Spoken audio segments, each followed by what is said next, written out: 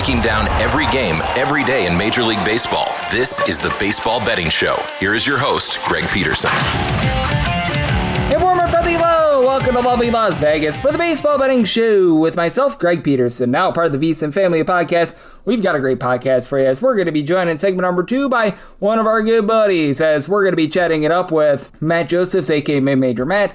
Have to chat with him about what we all saw at the trade deadline, some of the winners and losers of that. He does a great job taking a look at the Philadelphia Phillies as he's over there in Richmond, Virginia with the show Border to Border. Does a great job with the Prop Queen website, Prop Queen podcast as well. So we'll talk a little Phillies. We'll break down the card that we've got for Sunday and a little bit of what he's seeing in the prop market as well. In the final segment, going to get you guys picks and analysis on every game on the betting board for this baseball Sunday as we touch them all. If you do have a question, comment, segment idea, what have you for this podcast, you have one of two ways we offer those in. First one is my Twitter/X timeline at gunit_81. Keep in mind, letters ZM they mean does not matter. So as per usual, please do send these into the timeline. And the other way is find an Apple Podcast review. If you rate this podcast 5 stars, it's very much appreciated. From there, you're able to fire in whatever you'd like to hear on this podcast via that 5-star review. Well, I did not get in any Twitter/X questions today. We had ourselves a great day of baseball on Saturday. Let's take a look back at it. Try to find some trends and try to get to know these teams a little bit better. Games from yesterday is Greg buzzing about. Here is the rowdy recap. The Yankees offense woke up a little bit. 5-4, they take down the Atlanta Braves.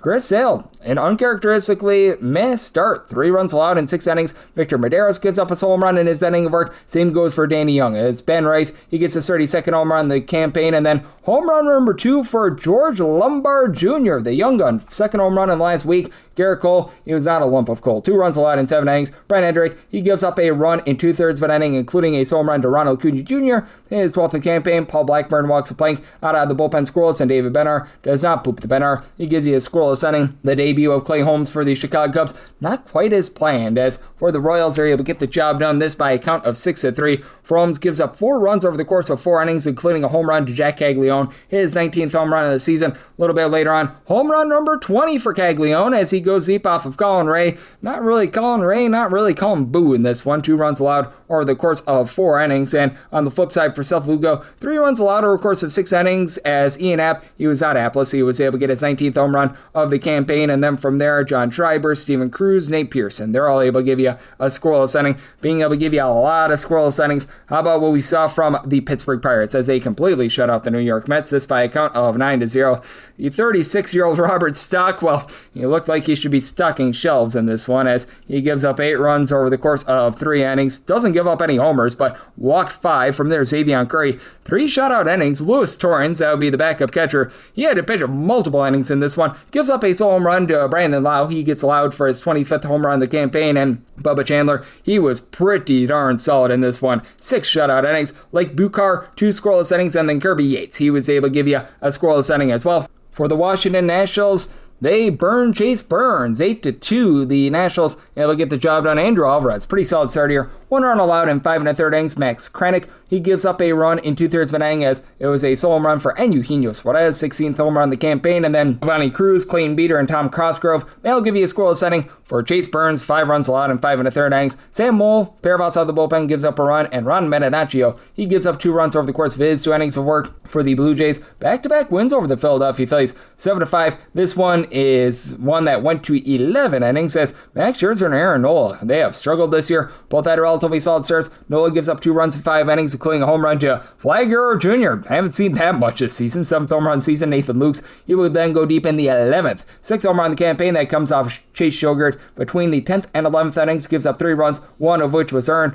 Brooks Raley, Jonathan Bolin, they both give you a scoreless inning, but Jose Alvarado continues to stink. 2 runs allowed in 2/3 of an inning. Orion Kirkring out of the bullpen scoreless, and Yohan Duran, he was able to give you a scoreless inning. Meanwhile, for Max Scherzer, gives up 2 solo home runs over the course of his 5 1/3 innings. That's Bryce Harper, 25th home run of the season. Trey Turner down for what? His 17th. Spencer Miles from there gives up 2 runs in 2/3 of an inning, but Matt Walder and Braden Fisher both give you a scoreless inning. Louis Varland, he goes for the 9th and 10th innings, gives up an unearned run along the way, and Lazardo Estrada was able to go for a scoreless inning. Here's something we haven't seen a lot of the Athletics won a baseball game. They are now, I believe, 8-33 in their last 41 games. 7-3, they take down the Boston Red Sox, who are, by the way, now 27-4 in their last 31 games. For Jake Bennett, gives up 4 runs in 5 1/3 innings. Justin Slayton, he gives up a run in 2/3 inning, and then you had 2 runs given up over the course of 3 innings by Raymond Burgos, who gives up a pair of home runs. Going deep for the Athletics, it was home run number 19 of the season for Tyler Soderstrom. Henry Bolte is 5th, and for the Red Sox, just 2 of 14 with men in scoring position. Gage Jump, 11 punch-outs, gives up 2 runs in 6 innings. Luis Medina, scoreless inning. Seth Johnson, Hogan Harris, they were both able to be heroes. They combined for 2 shutout innings. For the Brewers, they get a 4-3 win over the Minnesota Twins, as Taj Bradley, he was not playing games, but he wasn't amazing either. 3 runs allowed in 5 innings. Travis Adams, Cody Funderburk, both give you a scoreless inning, and then Jeff Hoffman, he gives up a run in an inning. Robert Gasser, not what he was looking for. 3 runs allowed in 4 2/3 innings, but Chad Patrick, 4 outside the bullpen squirrels. Abner Uribe, Aaron Ashby, Trevor McGill, they're all able to end a scoreless inning. The Angels, my goodness, they're just not scoring any runs right now. 7-0, they lose to the Miami Marlins, averaging about 2.7 runs per game since the All-Star break. Wild Bear Yadenia, not long for this game. 4 runs allowed in 2 1/3 innings. Not bad in long relief for Brett Carey. He gives up 3 runs over the course of 5 2/3 innings, and Sandy Alcantara was just on in this game. 7 shutout innings. Cade Gibson, Pete Fairbanks from there. They both are able to give you a scoreless inning. Lots of scoreless innings out there in Seattle. It was scoreless in Seattle, 3-2. The Rays are able to get the job done. Casey Lugumina, the opener, 4 outside the bullpen, scoreless, and then Cam Boozer, he gives you a pair of outs, scoreless. Tyler Wells, he pitches Wells for 2 scoreless innings. Steven Matz, 2 shutout innings. Garrett Clevenger, he gives up a home run in his 2/3 of an inning of work. As going deep for the Seattle Mariners, it was Josh Naylor, 9th home run season, and he would go deep a little bit earlier off of Boozer for his 9th, so that was his 10th home run season. But Brian Baker, scoreless inning. Kevin Kelly, 4 outside the bullpen, scoreless, and George Kirby, solid year. 1 run allowed over the course of 5 innings. That 1 run, a home run to Victor Mesa Jr., 9th home run season.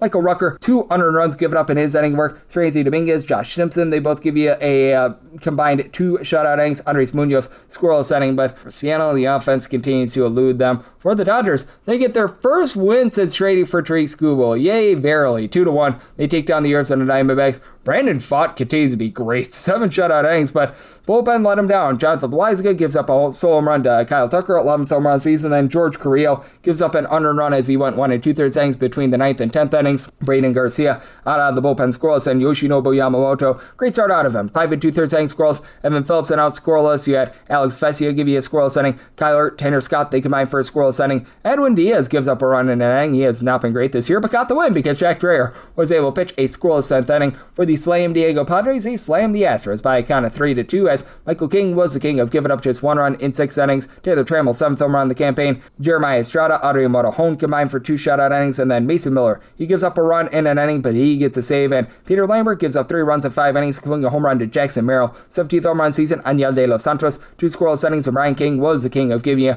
a scoreless inning as well. Also being kings on this Saturday, how about the Detroit Tigers? 8-0. They just absolutely shut down the Giants. Landon Roop gives up 1 run in 5 1/3 innings. He was fine. And then Keaton Wynn, pair of outs out the bullpen scoreless. Javier San Martin gives up 3 runs in 2/3 of an inning. 1/3 of an inning for Trenton Harris in his MLB debut. He gives up 3 runs. Carson Seymour gives up a run in an inning. And Jackson Jobe, a really good season debut. 5 shutout innings. Tyler Holm, 2 shutout innings. Ty Men, 2 shutout innings. Plenty of scoring from the Chicago White Sox. They're able to take down the Cleveland Guardians by a count of 6-3, as for the Guardians, Gavin Williams gives up 2 runs in 5 2/3 innings. Wataka Murakami takes him deep, 26th home run of the campaign. From there, Colin Olderman, 0 outside the bullpen, gives up 3 runs that he had been living up to his name, holding it down all season long. You've got Eric Sabrowski, and out of the bullpen scoreless. Tim Aaron gives up a run in an inning, and Matt Fessa scoreless inning. And then for Anthony Kay, he was more than okay. Gives up just 2 runs over the course of 6 innings. Was cranked deep by Reese Hoskins, his 13th home run of the season. Then a little bit later on, Anel Genoa, he was able to get his first career home run. He's been good since getting called up. That comes off of Jordan Hicks,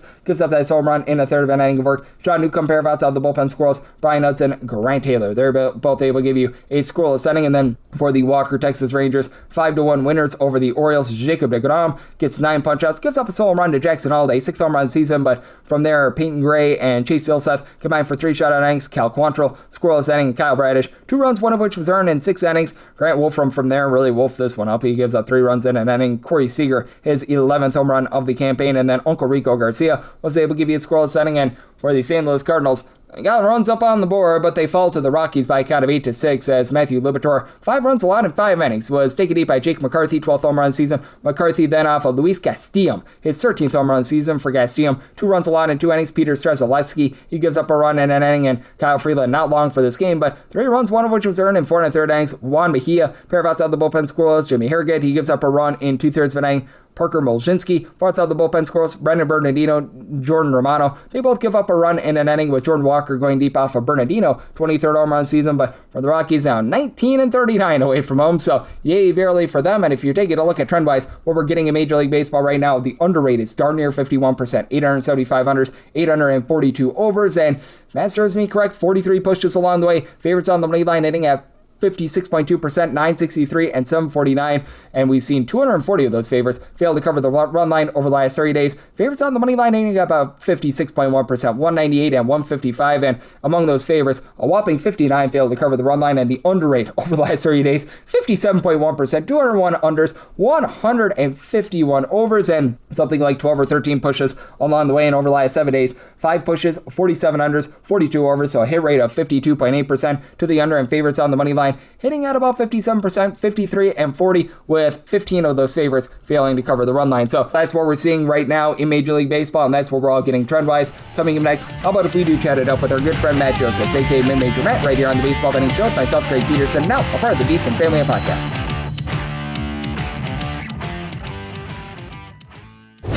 Breaking down every game, every day in Major League Baseball. This is the Baseball Betting Show. Here is your host, Greg Peterson.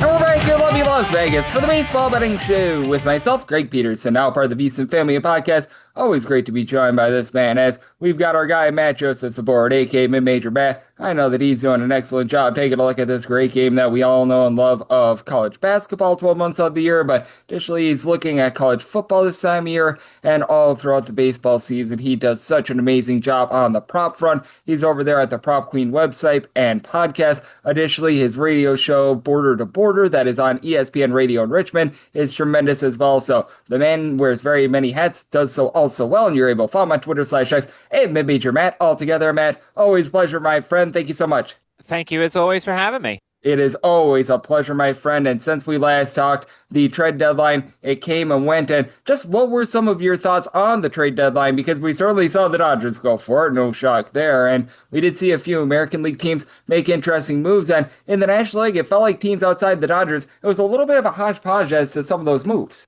Yeah, I was a little disappointed the Orioles didn't go for it. I thought that Baltimore had the talent and potentially the players to trade for some players and actually try and buy. You know, I think the Orioles fans have to be a little frustrated considering what they've gone through the last couple of years with the young players that they have who haven't lived up to the expectations. And instead of adding, they send away their catcher to the rival in the same division. So a little disappointed the Orioles didn't try and go for it. And even though they didn't, they're still only 2 games out in the wild card race. So they're still technically in it. And you're right, the National League, it was kind of interesting to see who sold, you know, seeing a Washington Nationals team that kind of went through that 8-game road trip and didn't play very well and kind of reaffirmed the fact that they weren't ready to contend yet and sending some players away, Garcia, Griffin, all that good stuff. So, yeah, I think, you know, for me, it's some of the teams that were selling instead of the teams that were buying that was intriguing to me. Yep, I thought so as well. And then the Blue Jays, they sell away Kevin Gausman, and then they buy Jose Soriano. So I thought that one was interesting, to say the least. And what did you make out of the Philadelphia Phillies picking up Luis Arias? They pick up a little bit in the bullpen. I wasn't bullish on Caleb Killian, and I think that you're right, blew a game for the Philadelphia Phillies. But certainly I think that they're a fascinating team, and I would consider them perhaps now the biggest competition to the LA Dodgers, because I thought that the Brewers needed a bat, and they just did not go and get one. Yeah, I mean, obviously Luis Arias is a guy that is not Phillies material lately. I mean, like, look, if you followed the Phillies like I have the past couple of years, you know they go for home run hitters and they go for guys that unfortunately strike out a lot. And Luis Arias he has hit a home run, but he just doesn't strike out. He's a contact guy. And look, I thought at first it was interesting putting him at cleanup because usually you're used to the cleanup guy being a power guy. And I kind of wanted Arias to get on base for the others to knock him in. And well, he's doing quite the opposite in terms of they're getting on base and he's bringing them in. So I love the Luis Arias signing. I think they should have signed him in the offseason, at least the past 2 off seasons when he was available. So I think that's great. I would have loved to have seen them get a starting pitcher. I don't think this rotation is good enough per se, although Aaron Nola is improving a little bit. But I think that you need 4 or 5 starting pitchers to go through the MLB playoffs. And yeah, you're right. Bringing in Raley and bringing in Killian are 2 decent arms, but of course they blew the Nats game, I believe, a couple of nights ago. So we'll see what happens. But this Phillies team will go as their lineup takes them and as their top 3 pitchers takes them as well. Yep, I think so as well. It is certainly a top-heavy team with regards to Philadelphia Phillies, but you do have to love the fact that they are a bunch of starting pitchers in that rotation that get a bunch of strikeouts, and I think that's so important as well, because I'm not sure what you made out of the trade deadline for the Philadelphia Phillies, but it does seem to be like the defense is going to be very lackluster, and they're going to need to have a lot of guys getting a lot of strikeouts for that to work. Well, they're moving a lot of people around. I do not understand why Alec Bohm is still on the team. And not only that, I don't understand why he's batting cleanup. Now, obviously, he has not been batting cleanup since Arias came over, but Bohm for a large part of the season was the cleanup hitter. There's some nerd stats that go his way, and maybe that's why he's staying there. But he's a guy that's a mediocre fielder. He's not a power guy, and he just, they move so many players around. Bryce Harper goes to the outfield. Schwarber's playing first base now on Saturday afternoon when they're playing Toronto. Bryson Stott's now at third base. So it's a lot of movement to a defense that already wasn't great, and now you're taking Bryce Harper out of games late for a fielding change. Well, what happens when his spot comes up in the order and you need his bat? So they could have fixed all this by just getting rid of Alec Bohm, and unfortunately they didn't. Yeah, and with Alec Bohm, he's been miserable at the plate. He hasn't been great in the field. Has not been the season that he was hoping for, to say the least. As our good friend Matt Josephs, aka Mid-Major Matt, joining me right here on the Baseball Betting Show. And going to be fun to see what we get on Sunday with the Philadelphia Phillies facing off against the Blue Jays. I was seeing an opening total of a 9. Now I'm seeing this down to 8 as it's Shane Bieber against Jesus Luzardo. Do want to get your thoughts on this matchup because for Luzardo, the numbers for him have very much been going down. Sometimes he has 1 or 2 blow-up starts, but overall, I've been liking what I've been seeing out of him. But Shane Bieber has been better recently, and we both know this. The Blue Jays offense just has not been producing all season long. Well, yeah, and I think it's one of those things where you'll know early about Luzardo. I mean, he's a guy that is either really on point early and he's going to have a really good start, or he's a guy that struggles early and struggles for his whole start. And so I think you'll know early. This is one of those games maybe you bet live after you see him first time through the order. Toronto a little bit more vulnerable, at least to the strikeouts against lefties, averaging nearly 5 strikeouts per game against the left-handed starting pitchers so far this season. Problem is you're going to get like a 6.5 and a 5.5 maybe for Luzardo. So I don't know if you're necessarily running to take the over, but I wouldn't take the under. We just saw Liberatore for St. Louis have 7 strikeouts against them. Ranger Suarez had 6. Anthony Kay has had 5. So they have had a little bit of issue in the past with the left-handed starting pitcher. Yep, they certainly have, and that is going to be intriguing to see because for Shane Bieber, he's looked much better here recently. 2 runs or fewer allowed in 4 of his last 5 starts, and for Luzardo, when he's on, he certainly is on, and I think this one is going to be a fun one as well because for the New York Yankees, they actually have been posting up some wins here recently, even though the run creation is up in there. We've got Grant Holmes against Cam Schlittler. The total on this game is an 8.5, and right now with the Yankees, between about -138 to a -150. Do want to get your thoughts here because Schlittler has been amazing for this Yankees team. Yankees continue to not hit, and Grant Holmes is one of those guys I think is prone for a bit of regression. Yeah, I'm not a Grant Holmes guy. To me, this is Yankees or pass. I mean, they have the advantage here now. Look, the bullpens have given up some runs in both games for these teams, so you might see some late inning action in this contest. But to me, based off of the Yankees starting pitcher, I'm leaning in that direction. You're right. I don't think Holmes is that great. I don't know how far into the game he's going to go. I think this is a Braves team that probably should have done a little bit more in terms of trading for starting pitching. Bringing Tyler Mahle, he was really good for that first start, had 9 strikeouts in his first start, but I don't know if I can trust him going forward. So I feel like this is a Yankees team that, if their lineup was healthy, they should put up some numbers against Holmes. Unfortunately, it's not healthy, but I just feel like Atlanta's going to struggle with the Yankee starter. So give me the home team in this one. Yep, absolutely. With Schlittler, he has been a little bit worse at home rather than away from home, but still, sub 2.35 ERA, 11 strikeouts at 2 walks per 9 innings. I've been very impressed there. And then I feel like this is a something's gotta give sort of game. We've got the Angels and the Miami Marlins. Right now, the Marlins about a -145 favorite, total of 8.5. The Miami Marlins have a guy in Ryan Gusto that I really don't trust in, but for the Angels, they're averaging less than 3 runs per game since the All-Star break, and they sold away a lot at the deadline. Do want to get your thoughts here because Grayson Rodriguez, no doubt, has been a disappointment, but gauging this Angels lineup right now is an adventure to say the least. Yeah, 9 different starting pitchers have held the Angels to 1 run or less since the break. I mean, that's just, the problem is as you mentioned, Ryan Gusto is a guy I can't trust, and he's a guy that doesn't get a lot of strikeouts, although the Angels strike out a lot against every. We saw Alcantara have a pretty good strikeout outing for himself in that game on Saturday. It's tough. Rodriguez hasn't been good for the Angels, but the Marlins lineup has struggled at times. That was a team that didn't really do much at the deadline other than sell a couple of guys. It's a tough matchup here to kind of look at. Also, you've got an Angels team that's, on the East Coast. It's their final game of a short road trip to the East Coast. So what kind of a lineup do we get from the Angels? My guy, Cal Quantrill, gets them on Monday. That'll be really interesting as well. But I don't think I can back the Angels last game of a short road trip to the East Coast. Who knows what kind of lineup we're getting from a lineup that's already not good when everybody is hitting.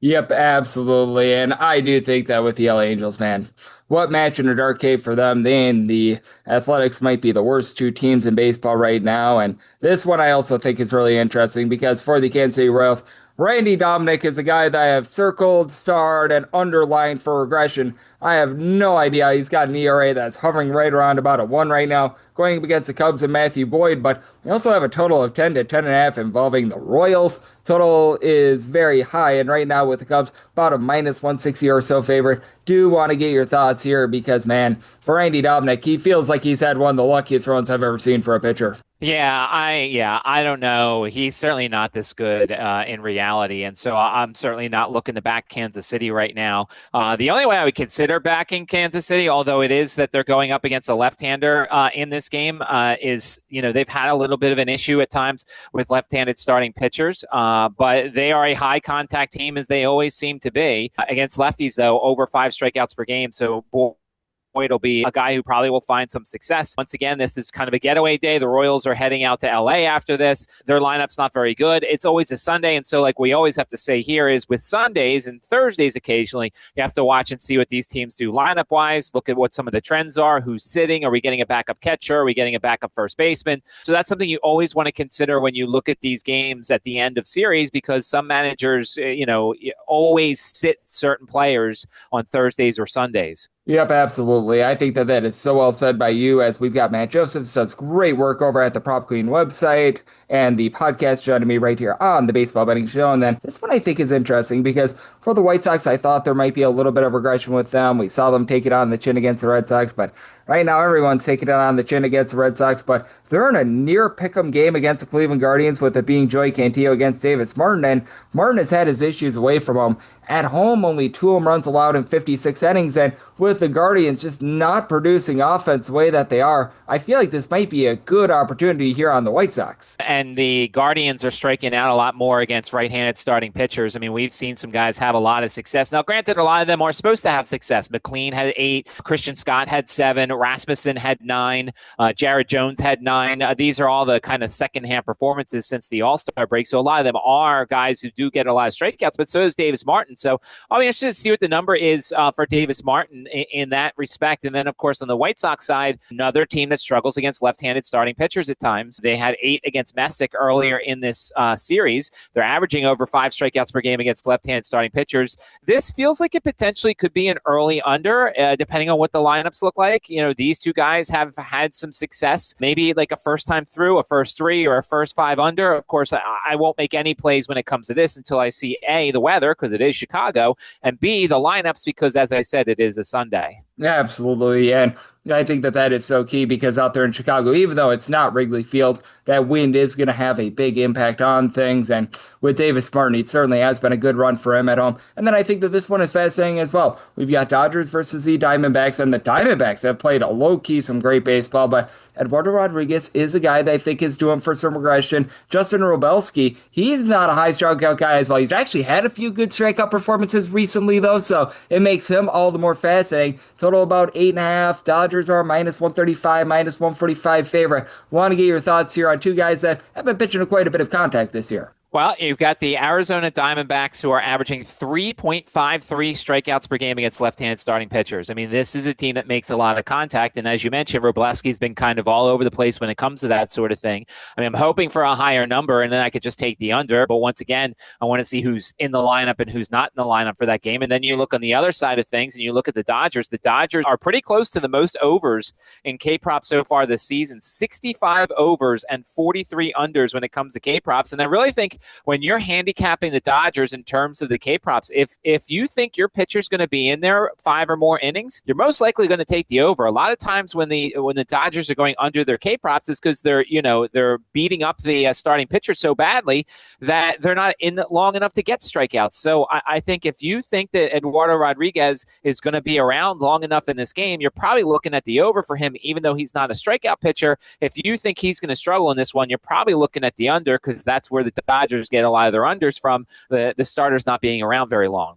Yep, I agree with you there. That is going to be so interesting to take a look at, all about length in terms of that one. So maybe a little bit correlated with the strikeout prop and the total outs prop as well. And when it comes to the slate on Sunday, we've got a lot of fun ones. All 30 teams are going to be in action. Anything else that might be calling your name? Well, I mean, obviously, when you look at the Jacob Misiorowski starting, we saw the first 2 starts after his brief time when he was talking about having a tired arm and stuff like that. We saw they were very short, and then he went 7 innings. And I think some people will be like, all right, well, it's safe to go back to the outs over here. But if you notice, his pitches was around 80 pitches.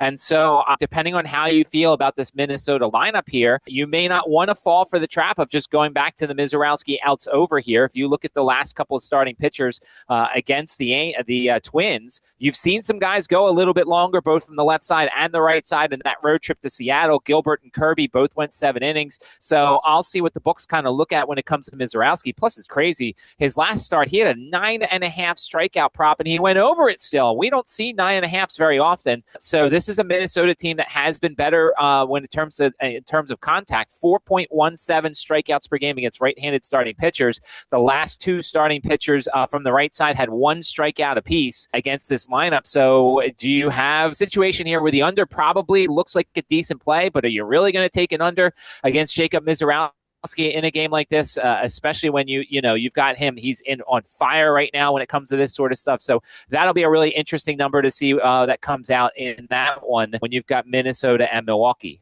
Yep, no question about it. That is going to be a really interesting game, and we've got ourselves a lot of fun on this Sunday slate in general. And moving forward, we're going to have ourselves some great baseball here leading up to the postseason. I know you're going to be locked in on it all, Matt, but additionally, I know you are going to do such an amazing job with regards to college football front this season. I know that you're getting set for that and so much more. So let the good people at home know what's on tap for you and how people are able to follow along on social media and other platforms. Yeah, working on my Heisman Trophy portfolio. It's out. I had the Heisman Trophy winner last year in the preseason. It was a 60-1 winner. Working on the college football win totals for the coming season. Of course, NFL props as well. I feel like it's better to bet on props and individual players than it is to bet on spreads and totals. I think there's some more value there. I think it's a market that is exploitable. I know you get a lot of questions about potentially first 3s, first 5s, pitching props, stuff like that. Anybody can certainly tweet me at Midmajor Matt because we all have the same goal. We all want to beat the books. We certainly do, and Matt, he does such an excellent job taking a look at all that we are getting right here in baseball, college football, list goes on, and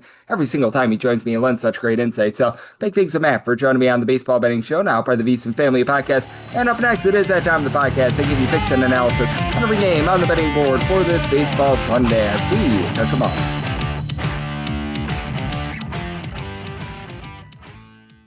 Breaking down every game, every day in Major League Baseball. This is the Baseball Betting Show. Here is your host, Greg Peterson. And we're back here in lovely Las Vegas for the Baseball Betting Show with myself, Greg Peterson, now part of the VSiN Family Podcast. Always great to be joined by Matt Josephs, a.k.a. Midmajor Matt. He does such an excellent job taking a look at this great sport of baseball, getting set for the college football season, and so much more. Every single time he joins me, he lends such great insights, and he did so once again today. So a big thanks to our good friend Matt for joining me in the last segment. Now it is that time of the podcast. I give you picks and analysis on every game on the betting board for this baseball Sunday as we touch them all. 'em all. If a game is listed on the betting board, Greg has a side and a total on it, so it is time to touch 'em all. Do note that as per usual, any changes that are made to these plays will be listed up on my Twitter/X feed at gunit_D1, and we are indeed going to be going in Las Vegas rotation order, as we're going to be going with the National League games first in time order, then the American League games in time order, any intra-league games, those are going to be at the bottom. That'll keep things all nice, neat, clean, and easy. So we get things started with a little bit of a game of mystery. 9:01, 9:02 on the card. It is the Cincinnati Reds, and yes, we're on to Cincinnati. They're onto the road, facing off against the Washington Nationals, as we do know that Brady Singer is going to be hopefully having the Nationals singing the blues, and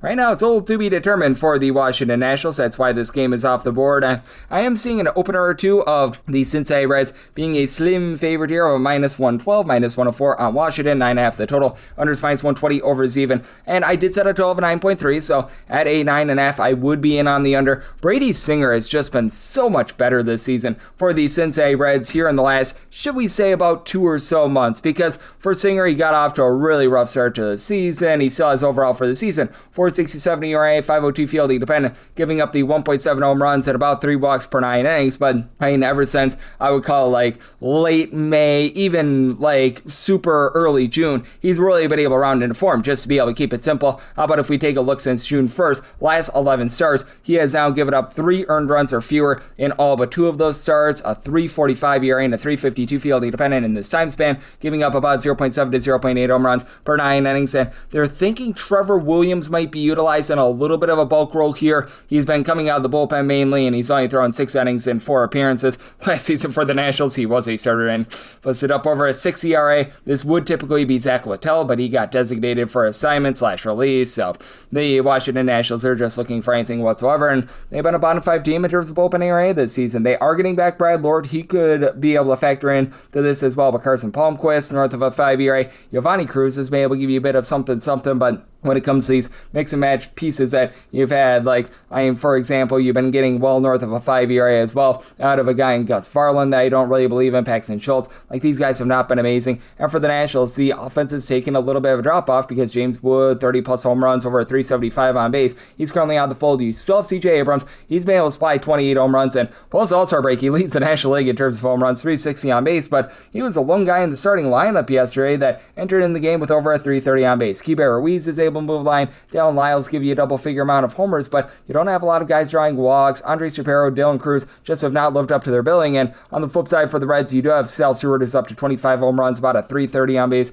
Elliot De La Cruz has been posting up along JJ Bleday between 19 to 20 home runs apiece. Bleday, not a ton of average, but about a 342 on base. De La Cruz up to about a 360 on base. Now you need more of these guys like Matt McClain, TJ Friedel, Navoli Marte, Cabrian Hayes at the bottom of the fold. These are guys hitting at 210 or lower, and for the Reds, they continue to be a bottom 8 team in terms of bullpen ERA as well. Brock and Rolberg, TJ Antone have been able to give you a sub 4 ERA. Sam Moll right around about a 4. Emilio Pagano I have no faith in whatsoever. Pierce Johnson like a 4.81 ERA, but that said, I do think that Singer gives you a good start, and the Nationals, even though they're number 1 in terms of run creation this year, that James Wood injury really hurts them. So 9.5 or higher, in on the under, 9 or less, in on the over, and for the Reds, set them at a -119, so we'll lay up to -118 there.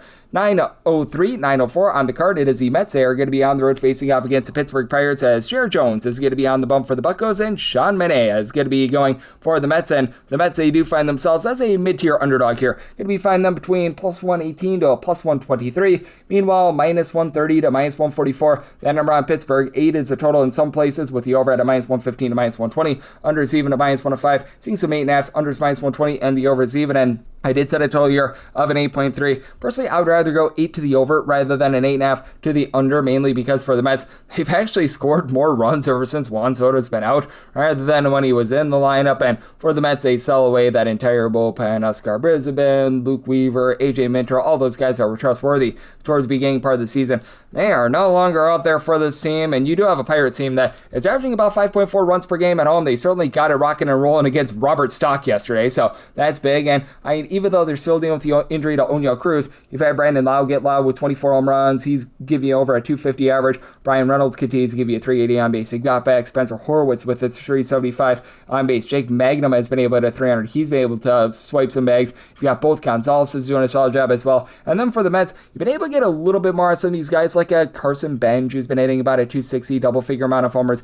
Now Luis Robert, Marcus Semien, they're just not reaching base. Semien is giving you a little bit of power, but still not great there. I do think that Francisco Lindor gives you a little bit moving forward, and you've got a guy in AJ Ewan. He and Francisco Alvarez between about a 330 to a 340 on base, but again, even with the Pittsburgh Pirates, they've got some, shall we say, suspect pitchers in that bullpen as well. They do pick up Kirby Yates at the trade deadline along Camilo Duvall. I really don't believe in either of those guys. Gregory Soto above 350 ERA. Evan Sisk coming off the injury list should be able to help them out, and I really like Luke Weaver, so that's a former Met that is now in the fold. And for Jared Jones, he's been able to give you 10 strikeouts per 9 innings, and has been much better recently. If you look overall for the season, that ERA is in the neighborhood of about a 402. Fielding dependent is relatively in line with that with about a 382, but in his last, we're going to call it now, 8 starts, he has allowed 3 earned runs or fewer in every one of them, 303 ERA in that time span. And Sean Manaea, 433 ERA, 8.8 strikeouts, 3.2 walks per 9 innings, neither here nor there. It's not great, it's not awful, but that ERA has been ballooning up a little bit more, and I do think that the Pirates get the job done here. I'm willing to lay up to a minus 145 on that Pirates money line, and like I said, between an 8 to an 8.5, would rather look at an 8 over rather than an 8.5 to the under. 905, 906 on the card, it is the Rockies. They are going to be on the road against the St. Louis Cardinals, as Michael McGreevy is on the bump for the Cards, and you've got one Mr. Michael Lorenzen on the bump for the Rockies, and Rockies are a Rocky-sized underdog, anywhere between plus 138 to a plus 145. Meanwhile, between minus 155 to minus 168 is that number on St. Louis. 9 to 9.5 is the total. On the 9.5, under is minus 120. The over is even. On the 9, over is minus 120. Under is even. And if you're looking to lay around half with the Cardinals, that's right around about a plus 125. And I'm going to be willing to do so. Any sort of plus number was going to put me in on the Cardinals. I set it at a plus 102. Michael McGreevy is a little bit of a pitch to contact guy, but has done a nice job in terms of not giving out a lot of free passes. 2.2 walks per 9 innings, only getting the 6.1 strikeouts per 9. 359 ERA, 422 fielding dependent, but he's been a steady Eddie guy. 2 earned runs or fewer allowed in 3 out of his last 5 starts. And on the other end, for Michael Lorenzen, he should be doing for a little bit of positivity here, but it's been a no good, very bad, terrible season. 6.94 ERA with a 4.99 fielding dependent. His home runs per 9 rate right around about 1.4, and he's been really unlucky on the batting average on balls in play. 372, like that's about as bad as it gets, and he's been better when he has been away from home rather than at home, but still supplying well above a 4.75 ERA when he's away from home as well. Now, I will say for the Rockies, their offense has been much better on the road than it has been in past years. This is a top 8 team in terms of run production, with Hunter Goodman being a good man. He's been able to give you 33-plus homers this season. Then, outside of that, you maybe don't have a lot of boom other than Mickey Moniak, who's had like 17 to 18 home runs, but you do have a lot of guys that they just find a way to get on base, like Jake McCarthy, Cole Carrick. They're both hitting in that neighborhood about a 300. TJ Romfield, just a hair below that, about a 375 on base out of him. Now, Jordan Beck and someone like Ezekiel Tovar at the bottom of the fold, not doing a ton for you, but overall, really do like these young pieces. And then on the other end, you've got a bunch in the Cardinals that is actually averaging like 3.8 runs per game at home. That is a bottom 4 mark in terms of run creation at home, but they've been averaging over 5 runs per game away from home. They get back Jordan Walker after he was a little bit banged up last week. 22-plus home runs, hitting about a 285. And now Alec Burleson, he and J.J. Weatherholt, they're both give you about a 350 on base, 15-plus home runs apiece. Do need a little bit more on some of these guys like an Everson Piera at the bottom of the fold. Nate Church hasn't necessarily given you a ton, but you've been able to get good production out of Ivan Herrera, who's been able to give you about a 350 or so on base. For the Cardinals, you still do have to have some trepidations with this bullpen. Someone like a Matt Savancin has not necessarily been great. They traded away Jojo Romero at the trade deadline, but I did like the pickup of Caleb Ferguson. He's been relatively solid since coming off the injury list. Been a bit up and down for George Soriano this year, but he's been able to supply about a 355 ERA. Gordon Gaseffo has been solid. Luis Castillo has been absolutely terrible, but that said, overall, it's a pretty solid bullpen. And then on the flip side for the Colorado Rockies, they sold away a lot of bullpen pieces as well. So now you're left with the likes of Zach Ognos, Jimmy Harrigan, Juan Mejia, a whole bunch of guys give you over a 5 ERA. I'm not really feeling Nick Frazo as well. I do think that this stays under. Cardinals games have really trended under at home. So somebody told 9.1 in on the under end. We'll take plus money on that Cardinals run line. 907, 908 on the card. It is the Dodgers. They're going to be on the road against the Arizona Diamondbacks as Justin Robelski Pavelski is going to be on the bump for the Dodgers, and Eduardo Rodriguez is going for the Arizona Diamondbacks, and the Diamondbacks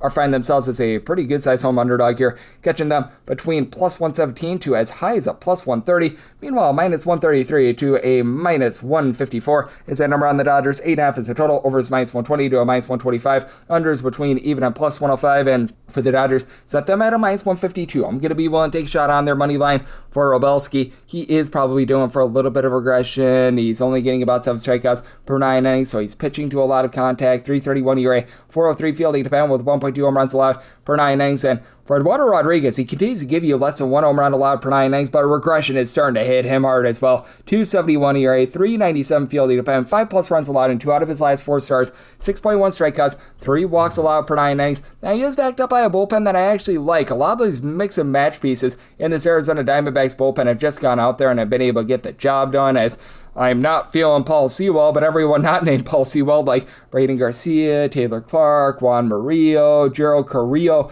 these have been guys who have been able to give you a sub-3.25 ERA, but for the Diamondbacks, they are a little bit down with their offense this year. Ketel Marte of the Marte Parte, 19 home runs. He's been able to about a 245. And then you got Nolan Arenado, Corbin Carroll, both hitting about a 240. A combined 33 home runs out of those two guys. Geraldo Perdomo moves the line about a 360 on base. Gabriel Moreno, he's been able to about a 300. Ryan Walchman at the bottom full when he's been out there. He's been able to about a 290, but don't have a lot of stolen bases out of these guys. Iliarmo Vargas has been regressing a little bit, so question marks there. And for the Dodgers, it's been really rough ever since they traded for Tariq Skubal, which I actually find to be a bit hilarious, but that said, this is still a lineup that is averaging about 5.7 runs per game away from him. That is numero uno in all baseball. Shohei Ohtani should be the MVP. 400 on base, 26 home runs, and he pitched to a sub-2 ERA this season. Mookie Betts has been much better recently since June 1st, hitting well above 250. Power starting to come back from Andy Paz is up to 19 home runs, hitting about a 270. Freddie Freeman hitting above 300 with 15 home runs. So I'm loving what these guys are providing there. And for the Dodgers, this is a bullpen that is dealing with a few injuries, with Brock and Roll Stewart going on the injury list, and the Kyle Hurt, he's been a little bit rough recently, but Tanner Scott, Alex Vesia are providing a sub-325 ERA. You're getting back Edwin Diaz, so I do think that the Dodgers should be able to get the job done here, and I think regression hits both of these pitchers. And on the over, so I told 9.4 for the Dodgers, willing to lay up to about a minus 150 on that money line. 909, 910 on the card. It's the Athletics. They're going to be on the road against the Red Sox, as we do know that JT Ginn is going to be on the bump for the Athletics. Right now, it's all to be determined for the Red Sox. In some form or capacity, Brian Bayo should be performing in this game. We don't know how long he's going to be going, but you should be getting some sort of Brian Bayo. And for the Red Sox, any sort of like even money number on the run line, I'd be willing to take. I set it at a minus 103. Would need at least a plus 210 to take a shot on the Athletics. And with this total, I actually set my total at an 8.9. So at a 9 or higher, I'm going to be in on the under an 8.5 or less. I do like the over. For the Athletics, it has been just brutal for this team recently. The bullpen ERA since June 1st is over a 6.25.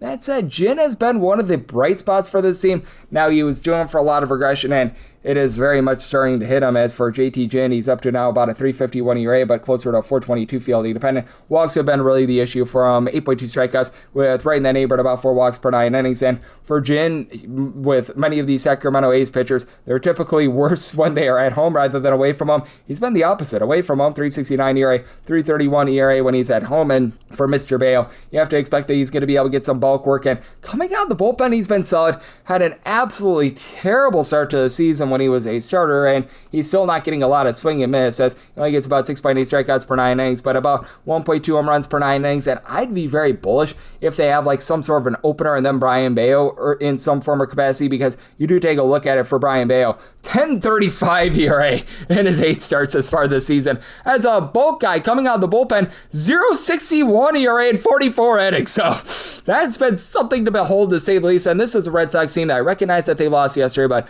they're 27-4 in their last 31 games. They're probably not going to be able to keep this up for forever, but still, you've had a lot of guys be able to step up for this team. They are dealing with Wilson Contreras, dealing with a little bit of injury. He was able to come back yesterday, 23 home runs, right around about a 390 on base. And then you've got the likes of Caleb Durbin, Don Rafael, Andrew Maristerio, Connor Wong for the season, about a 320 to a 335 on base, but they've really just re-upped. Rafael up to 15 plus home runs this season, and they're starting to get quite a bit of something out of Marisario as well. Nick Sogard is a guy that I'm bullish on, and for the Athletics, right now you're dealing with Nick Kurtz being on the fold, you're dealing with the Shea Langolaris injury, Donovan Walden has been able to about a 285, and Tyler Soderstrom, since June 1st, he's on a tear. He's up to 19 home runs this season since June 1st, right around about a 400 on base. Jacob Wilson is able to move the line. He's been able to about a 270. Henry Bolte gives you a little bit of average, but outside of Soderstrom, you really don't have a lot of power. The only other guy with a double-figure amount of homers is Jonah Heim, and then for this Athletics bullpen again, like Luis Medina has a sub-4 ERA, but Seth Johnson, Jose Suarez, Elvis Alvarado, you just can't trust in any of these guys whatsoever.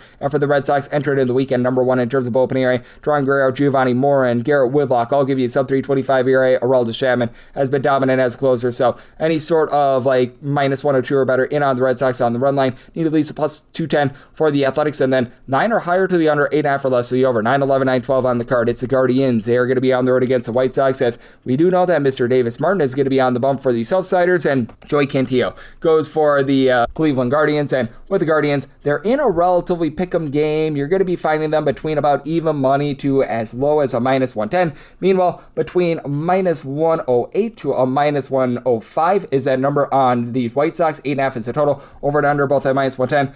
I do like the under here. I did set my total 7.9, and I'm in on the White Sox on the money line. Set this at a minus 149. I know that the Cleveland Guardians picked up a few pieces at the trade deadline. Joe Adell should be able to help out the power a little bit. He automatically becomes a leader in homers for this team at 16. Jose Ramirez is coming off the injury list along with Ana Martinez, but these guys have not had great seasons. I do like Nathaniel Lowe. He's able to give you a double-figure amount of homers and move the line, and Genoa in the infield has actually been quite solid, but it's a very small sample size. To have Stephen Kwan up to about a 365 on base, he's been much better recently, but still not a lot of power there. These guys at the bottom of the fold, like a Rhys Hoskins, throwing there Daniel Schneemann. They're just giving you nothing whatsoever. And for the White Sox, they do continue to be a top 10 team in terms of run production. I recognize them on Taka Murakami, Miguel Vargas, and Colson Montgomery, all in below a 240 right now, but all have been able to give you at least 23 home runs, and in the case of Murakami, about a 370 on base. Sam Antonacci is up to about a 365 on base. Tristan Peters is sitting at 265. Chase Meadroth does a good job moving the line. Catcher spot has been miserable for the White Sox, but past that, they've been solid. And for the White Sox, this has been a really good bullpen. They get rid of Seranthony Dominguez at the trade deadline. You've got Oscar Brisbane, Sean Newcomb, Brian Hudson, Grant Taylor, whole bunch of guys have been able to give you sub 325 ERA, top 7 team in terms of bullpen ERA ever since June 1st. It is the Guardians bullpen that they themselves have been pretty rock solid. Cade Smith has been one of the best closers in all of baseball. He, along with Hunter Gaddis, give you a sub 325 ERA, and I like the sneaky pickup of Craig Yoho. Does have a 391 ERA. He and Eric Sabrowski, I do think, are going to round into form a little bit, but for Joey Cantillo, I have very much concern with him. 387 ERA, and he gets about 9.8 strikeouts per 9 innings, but 1.1 home runs, 4.2 walks allowed per 9 innings. And for Davis Martin, I think that he's pitched better than what the ERA would indicate. Right now, he's got an ERA that's a 4.13, but he has been posting up a 3.48 fielding independent with that, 0.7 home runs, 2.7 walks per 9 innings, and at home, 2.73 ERA, 0.3 home runs allowed per 9 innings, 5.32 ERA, 1.1 home runs allowed per 9 innings away from home. So give me the White Sox here on the money line, set them at a minus 149, and I like the under, so my total is 7.9. 9-13, 9-14 on the card. It is the Orioles. They are going to be on the road against the Rangers as Kumar Rocker goes for the Rangers, and Gade Povich is going to be on the bump for the Orioles. Orioles do find themselves as a little bit of an underdog here, as you're going to be catching them in that neighborhood about a plus 116, seeing as high as a plus 125 out there as well. And then with regards to the Walker Texas Rangers, they are anywhere between minus 127 to a minus 137. Total on this game, it is an 8.5. The over and the under are both at minus 110. And for the Rangers, I'd be willing to go up to a minus 132 on this money line. I did set mine at a minus 133. For Cade Povich, you just never know what you're going to get out of him. Are you going to get really good Cade Povich, or are you going to get really bad Cade Povich? Right now, a 3.91 ERA, just up, down, all around. First start in months, and he goes out there 6 shutout innings against the Angels. Now, it's an Angels team averaging less than 3 runs per game ever since the All-Star break, so there's that. 471 field independent, down to 6.8 strikeouts per 9 innings this year. But again, in that small sample size, he looked really, really good. And for Kumar Rocker, he's always been a significantly better pitcher when he's been at home rather than away from home. Overall for the season, neither here nor there. 4.08 ERA, 4.15 field independent, 1.2 home runs, 3.3 walks per 9 innings, a hair over 8 strikeouts per 9 innings. But you do take a look at him for his career, and at home, he gives up less than 1 home run per 9 innings with an ERA that is a 3.63, 5.96 ERA away from home with closer to about 1.65 home runs per 9 innings allowed. And For the Rangers, this has been a unit that has been in the bottom 10 in terms of opening array since June 1st, but they do pick up a few guys like a Chase Silseth, ironically enough, from the Angels at the trade deadline. I really do like the Jacobs, Jacob Junis, Jacob Latz. Now, you do have Junis on the injury list, but still, you've been able to get some very good production as well out of someone like a Tyler Alexander. Jordan Montgomery is apparently going to be coming out of the bullpen. I'm very curious to see what happens there, and for the Rangers, ever since the All-Star break, the offense has been able to improve a little bit. Jock Peterson is up to 21 home runs. He's been able to supply you with an on-base percentage in the neighborhood about a 340. You've had Jake Berger give you 19 home runs. Now, not a lot of on-base whatsoever, but you do have likes of Brandon Nimmo, along with Ezekiel Duran, Nicky Lopez, hitting a 270 or better for this team. Don't call his name. Alejandro Ozuna has been able to give you about a 350 or so on base. And then on the other end, for the Orioles, you trade away Adley Rutschman. He was going to be on the injury list anyway, but Gunnar Henderson, even though he's been able to give you 18-plus home runs, less than a 300 on base. Pete Alonso, 22-plus bombs, about a 340 on base. Jackson Holliday, move the line, 340 on base. He and Alonso were the only two guys in the starting lineup yesterday that entered with above a 330 on base. So have these guys like Colton Cowser, Tyler O'Neill, Leody Taveras, Carlos Narvaez, so many guys hitting a 225 or lower. So makes it an interesting circumstance for the Orioles. They've actually been a top 8 team in terms of opening rate ever since June 1st, but they do trade away Tyler Wells at the deadline. Ynier Cano is posting up an ERA that is a sub 325 along with Uncle Rico Garcia. And Andrew Kittredge has been better recently, but with the uncertainty of Povich, I am in on the over. I set my total at 8.7, and for the Rangers, willing to lay up to minus 132 on the money line. Game of mystery, or 9:15, 9:16 on the card. It is the Rays. They're going to be on the road against the Seattle Mariners, as we do know that Emerson Hancock is going to be on the bump for Seattle, and it is old to be determined on the bump for the Seattle Mariners. I am not seeing an opener up anywhere right now, so they really did not make my job easy here, but that said, I made this a relatively pick'em game. I set the Seattle Mariners at a minus 101, so whatever team becomes plus money to make it easy, that's a team that I'm going to be looking at. Set a total of a 7.7. So 7.5 or less in on the over, and 8 or higher to the under, and this should be Ian Seymour in some form or capacity for the Rays. Sometimes they utilize him as a starter. Sometimes they utilize an opener. But for Seymour, he's been solid. 10.5 strikeouts, 3 walks per 9 innings, 4.27 ERA, but a better 3.88 fielding independent.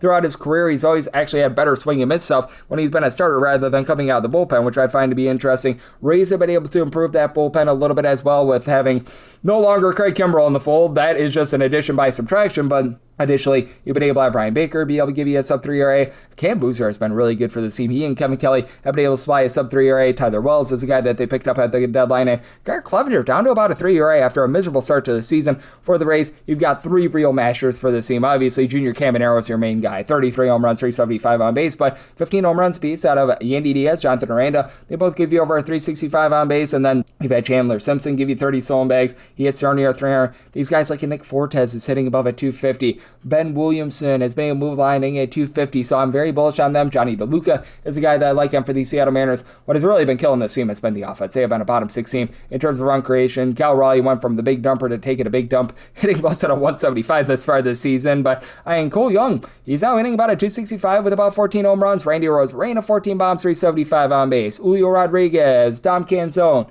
18 home runs apiece, both hitting between about a 250 to 260. Josh Naylor swipes bags, and he's able to get on. He just has not been able to hit a lot of homers thus far this season, and for the Mariners, they're still dealing with the injuries.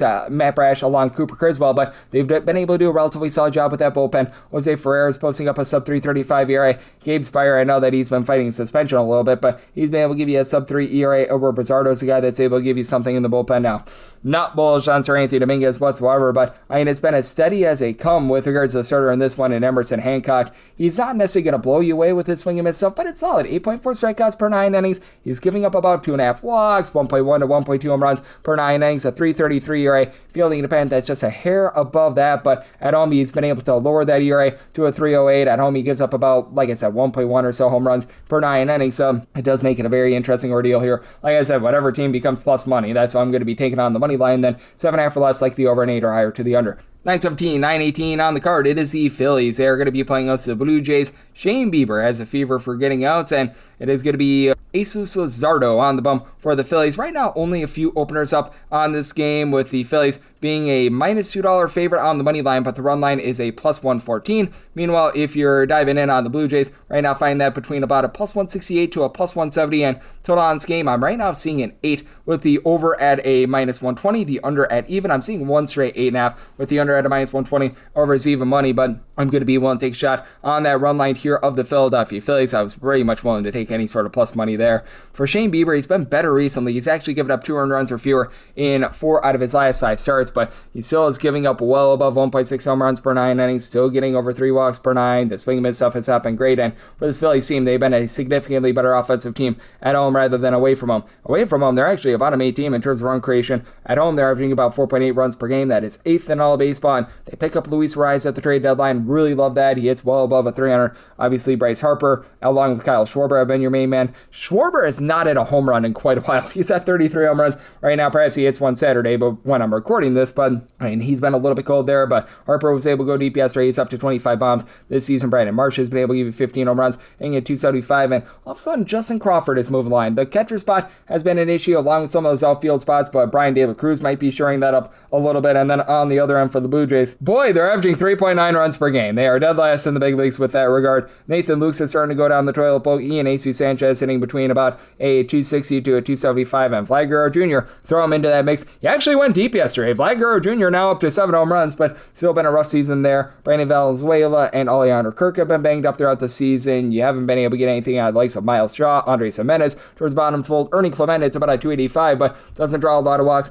Now for the Blue Jays, this has been an upper half of the big league team in terms of their bullpen ERA. Tyler Rogers, Louis Varland, a sub-3 ERA out of both of them. Spencer Miles has been a relatively solid long guy. Brandon Little has been miserable this year, but Mason Flaherty starting to round into form as well. For the Phillies, do still have some question marks with his bullpen. Ryan Kerkering has seen his ERA go to closer to about a 340, but like the pickup of Brooks Fraley, Jonathan Boland's maybe we give you a 3 ERA. Yohan Duran is about as steady Eddie as they come, and when it comes to Jesus Luzardo, 11 punch-outs per 9 innings. He's got a fielding independent that's right around about a 297 compared to his 336 ERA. He's giving up only about 0.8 home runs per 9 innings. 485 home ERA compared to a 201 ERA away from him. I think that irons out a little bit with just how bad this Blue Jays, shall we say, lineup is. So I'm going to be willing to take a shot on the Phillies on the run line at any sort of plus money. I did set a total of an 8.4. So right now seeing that 8, I'm in on the over. 919, 920 on the card. It is the Braves. They're going to be on the road against the Yankees. Cam Schlittler goes for the Yankees. Grant Holmes is on the bump for the Braves. And the Braves do find themselves as a mid-tier underdog here. You're going to be finding them in that neighborhood about a plus 125 to a plus 135 and minus 139 to minus 145. It's that number on the Yankees, seeing as high as minus 150 as well. 8.5 is the total. Under is minus 115. Over is minus 105 for the Yankees. I did set them here at a minus 146. So I'm going to be willing to take a shot here on the money line for Grant Holmes. I do think that there's quite a bit of regression that it's just due in for him, because for Holmes, he's been able to go out there time and time again, and he's been able to do an okay job in terms of holding down the fort, but you do have to wonder if the 1.5 home runs and 3.8 walks per 9 innings that he's given up are going to catch up to him sooner rather than later. 367 ERA, 491 fielding independent. Now, the good news is he is backed up by a bullpen that has been very good this season. The Braves are number 1 in the National League in terms of bullpen ERA. Dylan Lee, Dylan Dodd, they both been able to give you a sub-3 ERA. They use more of their less than trustworthy relievers in Danny Young and Victor Medeiros yesterday. Raciel Iglesias, I know he's been a little bit up and down recently, but he and DDA Fuentes, sub-325 ERA out of both of those guys. For the Braves, their offense seems to be running into form as well. Ronald Acuna Jr. goes deep yesterday, 12th of the campaign. He's up to about a 360 on base. Drake Baldwin, since the All-Star break, has been solid, 360 on base, 20-plus home runs out of him. Michael Harris, 18 to 19 home runs. He's hitting at 290, and then obviously Matt Olson, 30-plus home runs. But still, Austin Riley at the bottom of the fold, Mikey Stremski, you haven't been able to get a lot out of those guys, and as we know for the Yankees, man, it's been miserable on offense. Last 37 games are averaging about 3.4 runs per game. They do pick up Eloy Ramos along with Luis Garcia, and I love the pickup of Garcia. He's been in and out of the lineup recently, though. And then for Ben Rice, 32 home runs, 353 on base. He's been steady. Paul Goldschmidt down below a 310 on base. It has been not great for him. You've got Lombard Jr. at the shortstop spot, who's already got a pair of home runs this week. That's great because, like Spencer Jones, Yasan Dominguez, the other young guys have not stepped up, and the catcher spot is just miserable for this team. But The Yankees are getting the job done because their pitching has been so good. Number 2 in the big leagues in terms of opening ERA. Paul Blackburn, Brent Hedrick, Fernando Cruz, David Bednar. They've all been able to give you a sub-3 ERA. It's been a little bit of a disastrous season for Tim Hill, but it looks like he's starting to get online as well. And Cam Schindler, he actually has been significantly better when he has been away from home rather than at home, but I'm still willing to trust in him. 11 strikeouts per 9 innings. He's giving up only about 2 walks per 9, 2.26 ERA, fielding dependent, a little bit higher than that. Again, when you take a look at what he's done at home, he actually goes up to a 4.32 ERA, but he's still only giving up about 1 home run per 9 innings at home. So I do think that the Yankees get the job done in another low-scoring game. So my total is 7.8. I like the under, and with the Yankees, I'm willing to lay up to a minus 145 on the money line. 921, 922 on the card. It is the Angels. They are going to be on the road against the Marlins, as you got Ryan Gusto saying yes, may Gusto, to another start, and Grayson Rodriguez goes for the Angels. Still on this game is 8.5, over and under both at minus 110. Between plus 135 to a plus 129 is that number on the Halos, with the Miami Marlins finding them between minus 145 to a minus 158, and boy oh boy, this is a situation of something's got to give, because it is really rough for the Angels right now, and it's really rough for Ryan Gusto. And right now, with the Angels, I'm seeing them going up to about a plus 135. If we can get a plus 140, I'll actually be in on them. As strange as that sounds, I would need to be getting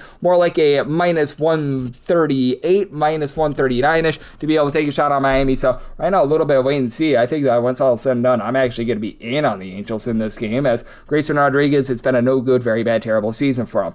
He should be doing for a little bit of positivity. I'm not saying it's going to be much, because he's a power pitcher that is down to about 7.4 strikeouts per 9 innings this year, 1.6 bombs, 3.9 walks per 9 innings, but a 7.24 ERA with a 5.32 fielding dependent, about a 2-point difference there. And now he has given up 2 earned runs in his last 2 starts, a combined 4 runs in 12 innings. So I mean, a little bit of positivity there. And for Ryan Gusto, he's just never been a guy that knocks my socks off. Even going back to when he was with the Houston Astros last year, 4.80 ERA. Does have a 380 fielding pennant, only giving up 1 home run per 9 innings, but again, 7.8 strikeouts per 9 innings. It's an Angels team that since the All-Star break is averaging less than 3 runs per game. They got completely shut out yesterday. I actually think that there's going to be a little bit of positivity for them, because if you take a look at the Angels and their home and road splits thus far this season, hasn't mattered much post All-Star break, but they've been a significantly better offense when they've been away from home. They are dead last in the league in terms of scoring at home with about 3.6 runs per game, over 4.6 runs per game away from home. They're actually still an upper half of the big leagues team in terms of run creation away from home. Have a pair of guys in Mike Trout along with Zach Neto, been able to give you 18 plus home runs apiece. Trout is able to give you about a 385 on base. Wade Meckler is hitting a 300 for the team now. After that, it gets to be rough for these guys. Denzel Guzman, they're hoping for anything out of him. Josh Lowe, well, his batting average is low at about a 200. They did deal away Logan O'Hoppe, who was just absolutely terrible for the team, but man, not great to say the least there. And for the Miami Marlins, it's not like they're hitting a bunch of deep balls. They're a bottom 6 team in terms of home runs on a per at-bat basis. Now, they do a nice job swiping bags. Xavier Edwards, Jacob Marcy, Otto Lopez, Asterio Ruiz, all at least 18 stolen bases this year. Marcy only about a 200, though. Xavier Edwards about a 370 on base. Otto Lopez is sitting above 300. Roberto Hernandez is up to 16 home runs this year. Owen Casey, double-figure amount of bombs, but Hernandez, Casey, both with less than an on-base percentage of a 300. Griffin Conine has been relatively solid, but I mean, it is a Marlins team that has been going down the toilet bowl a little bit with their bullpen as well, having Pete Fairbanks supplying an ERA above a 5. Calvin Fauché has not been great. Anthony Bender is on the injury list. John King, Michael Peterson, they've been the mainstays, give you a sub-350 ERA. And for the Angels, they've actually been a league average team in terms of bullpen ERA since June 1st. Likes of Sammy Natera, Luke Murphy, Jose Fermin, these guys have actually been pretty solid. Taylor Cicado might actually be able to give you a little bit of something as well. So if we can get up to a plus 140 with the Angels, I'll be willing to take a shot on the money line. And dare I do it, I'm going to be on the over. I set my total at an 8.6. 923, 924 on the card. The Cubs are going to be on the road against the Royals. Randy Dominic is on the bump for the Royals, and Matthew Boyd goes for the Cubs. And the Cubs do find themselves as a pretty sizable favorite here, as you're going to be laying between minus 157 to a minus 163 there, and between plus 135 to a plus 147. That number on the Royals, 10 to 10.5 is the total on the 10.5. Under is minus 115. The over is minus 105 on the 10. Over is minus 115. Under is minus 105. And we're looking to lay the run line of the Cubs between even to minus 105. I needed plus money to be able to take a shot on the Cubs on the run line, but I'm going to go with the money line. I did set my total at a 9.7 as well, so I'm going to be in on the under for Randy Dominic. There's absolutely no way that he continues this ERA. I can't remember last time I've seen a guy post up a 1.16 ERA and have darn near as many strikeouts as walk, with 4.4 strikeouts per 9 innings, giving up 3.8 walks per 9. His fielding independent is more than 3.5 times his ERA. 1.16 ERA, 4.22 282 fielding dependent. That said, you might have a little bit of something here with Randy Dobnak. And then for Matthew Boyd, since he's come off the injury list, he just hasn't been able to give you a lot of swing and miss. 359 ERA, 382 fielding dependent. He's giving up 1 home run per 9 innings, but since coming off the injury list, less than 6.5 strikeouts per 9 innings. The good news for him is that he goes up against the Royals team that, while they've been better at home rather than away from home, they still have been a bottom 10 team in terms of run creation. Jack Aguilon is up to 19 home runs, and he's been able to give you about a 260 average. Getting back Bobby Witt Jr. helps, and then some of these guys like Nick Lofton is give you a 330 on base. Michael Massey is hitting about a 260. John Rave has not been awful, but you don't have a ton of power. You've been able to get quite a bit more out of Salvador Perez, who's been able to give you like 7 or 8 home runs since the All-Star break, but still less than a 280 on base. They are for the Chicago Cubs. This has been a top 5 team in terms of run creation. Pete Armstrong obviously leading the way with over 20 home runs, 380 on base, and they have a lot of guys that maybe they don't have great averages, but they get on base. Someone like a Michael Busch, 245 average, but about a 360 on base. Alex Bregman is sitting at 247, but closer to 340 on base. Seiya Suzuki up to about a 360 on base. He's been able to give you 17 plus home runs. Ian Happ is hitting just a 208, but closer to 320 on base. Again, 18 plus home runs. I still do have some trepidation with the run line on the Cubs in this ordeal, though, because the bullpen is still all sorts of banged up. Phil Matone, Obi Milner, Daniel Palencia, all on the injury list, and Ryan Zephyrion, they picked him up at the trade deadline. That doesn't elicit a lot of confidence. Now, Ryan Wilson, Jacob Webb, Trent Thornton, they've been able to give you a sub 350 ERA. Caleb Thielbar, not necessarily a stan of his. And then on the flip side for the Kansas City Royals, this bullpen has been absolutely terrible. Ever since Carlos Estevez went down, it's been a lost season for them. John Schreiber's giving you a sub 4 ERA, but likes of Alex Lang, Lucas Ursich, Steven Cruz, all above a 4 ERA. They do pick up Nate Pearson, though. That should be able to give them a little bit of upside. And with this Royals team, I do think that they're going to be able to, at the very least, stay competitive in this game. With Boyd, I think that he keeps things out in front of them, so I like the under, so my total 9.7, and for the Cubs, willing to lay up to minus 155 on that chalky money line. 925, 926 on the card. It's the Brewers. They're going to be playing host to the Minnesota Twins, as you have Connor Prelip, who's going to be on the bump for the Twins, and the Miz, Jacob Izorowski, is on the bump for the Brewers, and the Brewers do find themselves as a good-sized favorite between minus 235 to a minus 250. Plus 210 to a plus $2 underdog is the Minnesota Twins. 7.5 is the total. Under is minus 115 and the over is minus 105. And if you're looking to lay run half with the Brewers, run around minus 105 to a minus 110. Nice cheap number, and I'm going to be willing to do so. I'm willing to go up to a minus 114 there. For Prelip, I actually believe that he's a little bit better than what the ERA would indicate, as he has been able to get darn near 9 strikeouts per 9 innings. Walks have been hurting him quite a bit, though, as for Prelip, right now he is dishing out about 3.5 walks per 9 innings, but still, 475 ERA, 386 fielding dependent. He's been pretty solid since coming off the injury list. Last 2 starts, a combined 4 runs allowed in 11 innings, and for the Miz, he sometimes does get lit up for like a solo home run, but his command for how fast he pitches, holy crud, it's just absolutely amazing. 163 ERA, 13.8 strikeouts at 2.1 walks per 9 innings. Like, my goodness. It's just absolutely insane what we've seen there. Now, it did benefit from a few of those runs being unearned in that one start about a month or so ago, but still, the guy has been absolutely incredible, and he's backed up by a team that's in the top 6 in terms of bullpen ERA. You've had Aaron Ashby start to toilet bowl a little bit on this team, but still, you've been able to have a lot of these guys like Trevor McGill, Abner Uribe, be able to give you a sub 350 ERA. The alternate Paul is back in this bullpen as well. Antonio Sensatella has been a little bit of a disappointment recently.